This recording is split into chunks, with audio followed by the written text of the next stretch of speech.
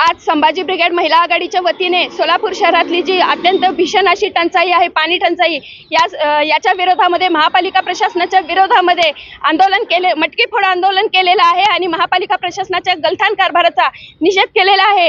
सोलापूर शहरामध्ये 2 दिवसाआड पाणी देऊ असं आश्वासन दिलं जात नाहीये। समांतर जलवाहिनीचं काम होऊन देखील ह्या ठिकाणी 5-5, 6-6, 8-8, 10-10 दिवसाआड पाणी मिळत आहे। हे असं घाणेरडं पाणी ज्यामध्ये सगळं माती गाळ बसलेलं आहे, हे पाणी आमच्या ह्या नागरिकांना प्यावं लागत आहे। ह्यांच्या आरोग्यावर विपरीत परिणाम होत आहे आणि पाण्याची जी वेळ आहे ते रात्री 10, 11, 12च्या नंतर पाणी येत आहे। ह्यासाठी रात्रभर लोकांना जागरण करावं लागत आहे आणि ह्याच्यानं बीपी, शुगर असे अनेक वेगवेगळे आजार होत आहेत।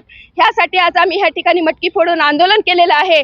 आमची मागणी आहे की आम्हाला दर 2 दिवसाआड ह्या ठिकाणी पाणी मिळालं पाहिजे आणि एकदम स्वच्छ असं पाणी मिळालं पाहिजे।